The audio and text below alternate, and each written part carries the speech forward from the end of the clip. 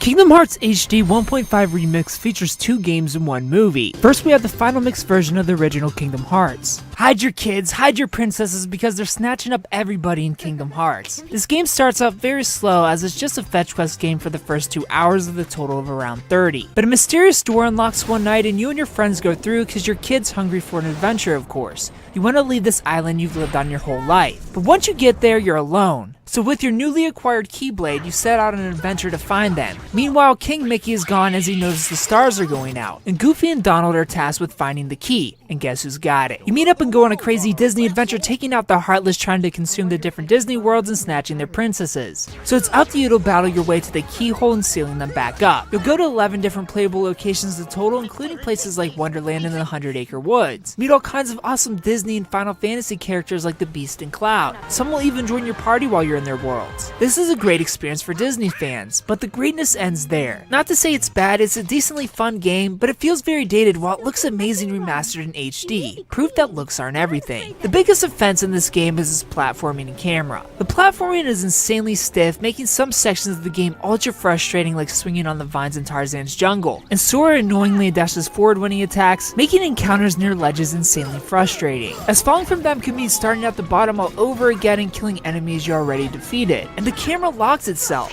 It isn't 360 freedom, it chooses when you can and can't look behind you. You can adjust the camera a little in the options, but it doesn't take away the lock, which can definitely get frustrating during boss battles. Which is a shame because these boss battles are easily the coolest parts of the game and feature the coolest Disney villains, and all for the most part feel unique and different. The actual gameplay itself though feels like a bit of a drag. There's way too much backtracking here. Going to spots in the map and going back to others and back to this spot and back to the first spot and then back to the third spot to go back to the second spot and then finally back to the first spot. The worlds already do a bad job of feeling large as it is. The constant backtracking makes it feel worse. I feel the game would have greatly benefited from a more linear platforming style in this case. But as for the combat, it's pretty basic and hack and slashy. As you progress through the game and level up, you unlock new abilities, moves, and magic to eventually be able to roll, block, counterattack, heal yourself, and use fire attacks, just to name a few. And Donald and Goofy have their own sets of abilities and moves they've learned that can be managed in menu. They feel pretty useless in battle though. They have no concept of strategy programmed into them, which is frustrating when dealing with shielded enemies or bosses. They die frequently, but thankfully do heal after a while, or you can use items in battle to heal them yourself. You can also use summons to call on the most fierce characters in Disney history, like Simba or Bambi, to take their place for a few seconds to offer support. And I can't not mention the annoying ship sections between the worlds. They're not fun, and I hope they're gone in future titles. Kingdom Hearts feels like it drags on forever with its reliance on backtracking. But this game offers a great challenge, and if you're a Disney fan, it's still a pretty cool experience, taking on your favorite bad guys, meeting your favorite heroes, getting new weapons as you save their world, and helping restore balance. Next is the remixed version of Kingdom Hearts Chain of Memories. Chain of Memories is a direct sequel to Kingdom Hearts. This time your search for King Mickey takes you to the Castle of Oblivion. Your objective of the game is to make it up this castle one floor at a time, and conveniently each of these floors revisits your memories as the higher you go, the more you forget and remember at the same time. Perfect opportunity for developers to get lazy and just recycle.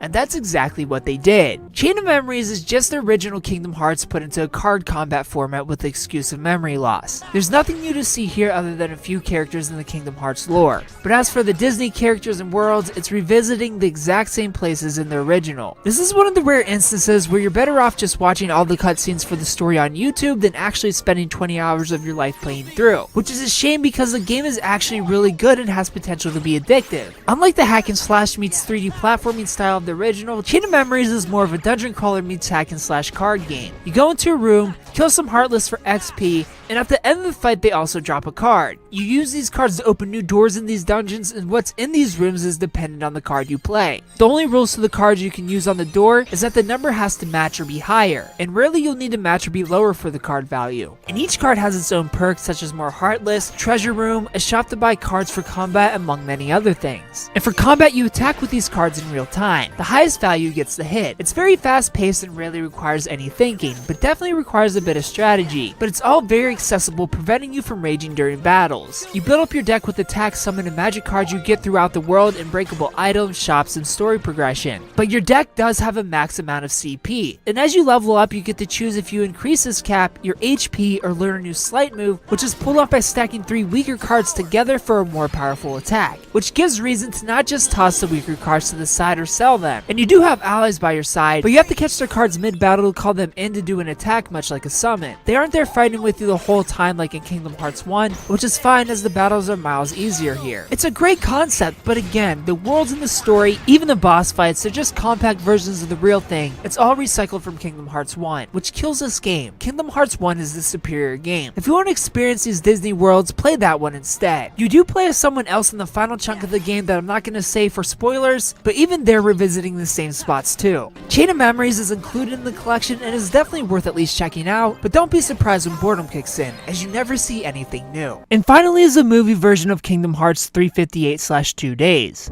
This actually is a game on the DS, but here it's just all of the cutscenes remastered from that game and put together as a 3-hour movie. This is actually for the better, as the DS game is repetitive and no fun to play through. It cuts the nonsense and further bridges the gap between Kingdom Hearts 1 and Kingdom Hearts 2 by telling the origin story of Roxas, a character introduced in Kingdom Hearts 2 and is teased in Chain of Memories. Because of his introduction in Kingdom Hearts 2, if you play these games in chronological order by story instead of the order they were released, this movie is going to be fairly confusing as you're getting answers to questions you don't quite have yet. I was in this boat, causing me to be very confused for the first 2 hours, but thankfully I was able to piece it all together. I just wish I was in on it from the start. Kingdom Hearts HD 1.5 Remix offers a worthwhile collection of games and story. This was my introduction to the Kingdom Hearts world. At first I was only interested in the Disney characters and worlds, but once I completed all of 1.5, the story had me hooked.